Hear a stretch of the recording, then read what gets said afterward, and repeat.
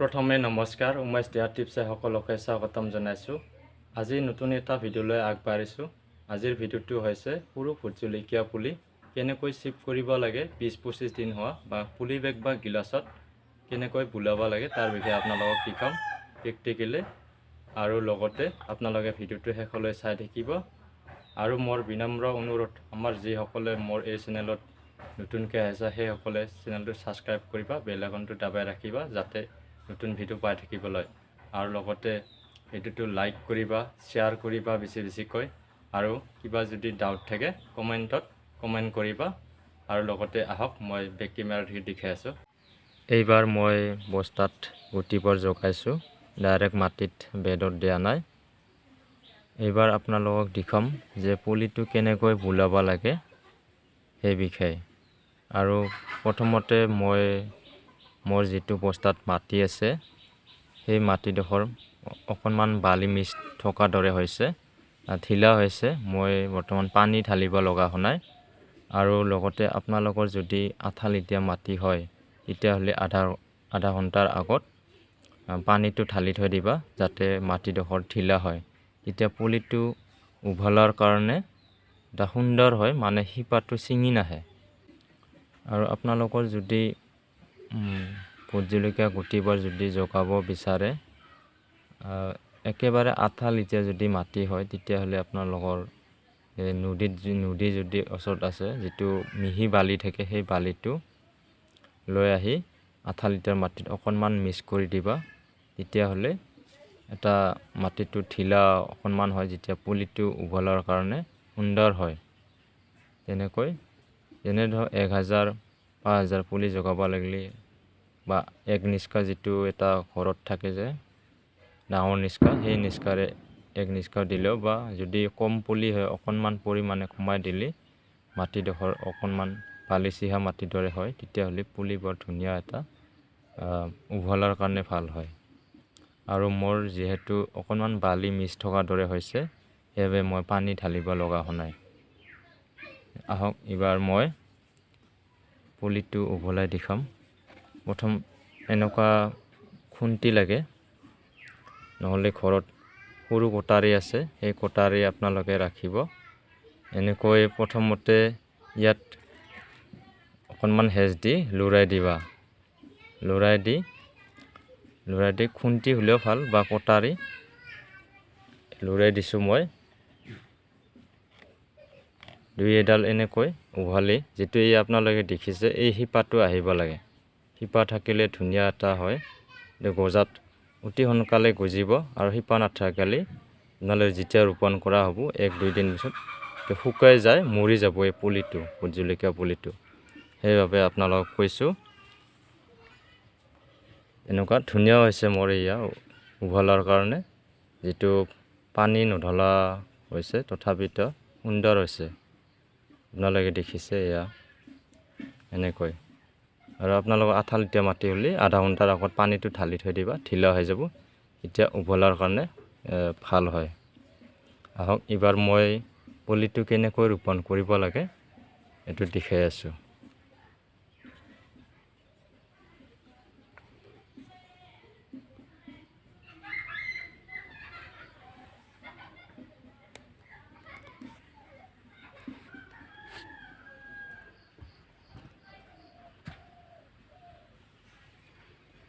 প্ৰথম এয়া এনেকুৱা খুন্তি বা কটাৰী বা আঙুলিৰে হয়, কিন্তু খুন্তি হ'লে বেছি ভাল হয়। এনেকুৱা অকণমান বহলাই দিব তললৈ। আপোনালোকক দেখাই আছোঁ এইটো পুলিটো এয়া এনেকৈ মাটিটো চপাই দিবা, অকণমান নৰ্মেল হেঁচ দিবা। আৰু ওচৰত এনেকুৱা মিহি মাটি এক্সট্ৰাকৈ আনি ল'বা, যদি কম হয় ঘৰত দি দিলেই হ'ল, গুড়িটোত দি দিবা।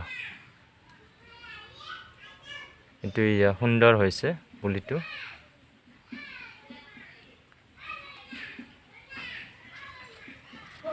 আৰু এটা দেখি আছোঁ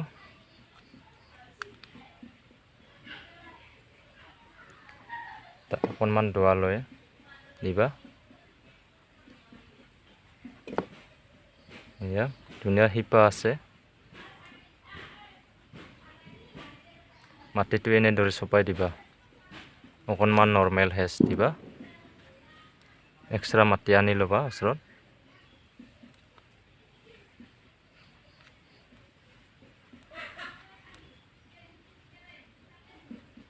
এয়া সুন্দৰ হৈছে, আপোনালোকে দেখিছে। ৰোপণ কৰাৰ বাবে এই ডিব্বাটো বস্তাটোত, আৰু এইফালে 3টা বস্তা আছে ৰোপণ কৰা হৈছে। এইবিলাক উলান দিয়া হৈছে। আৰু এইফালে বৰ্তমান 1 2 3 4 5 এয়া ধুনীয়া হৈছে।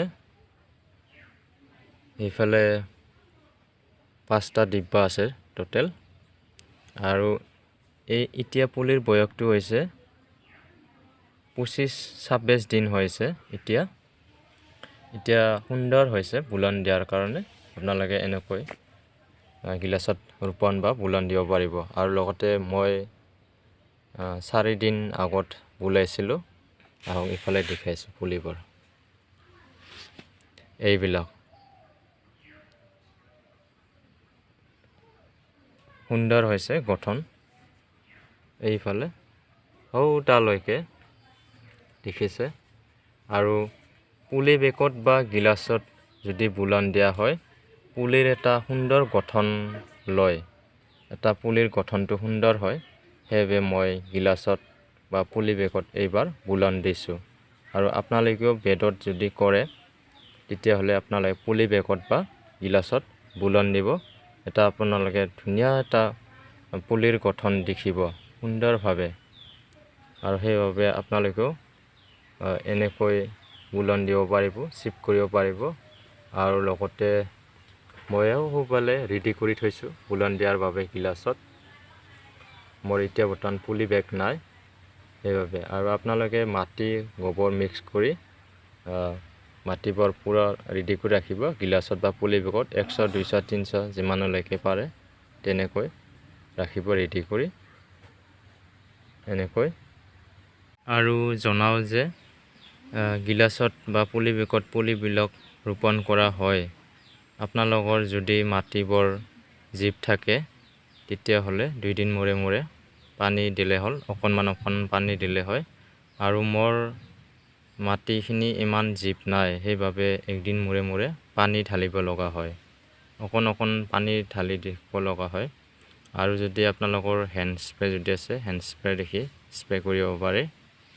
আৰু মই এতিয়া বৰ্তমান মুখেৰে ঢালি আছোঁ। অকণমান দিওঁ গুৰিত, এটা সুন্দৰ এটা জীপ থাকে সেইবাবে। আৰু আপোনালোকৰ জীপ থাকিলে 2 দিন মূৰে মূৰে পানীবোৰ দি থাকিলে হ'ল।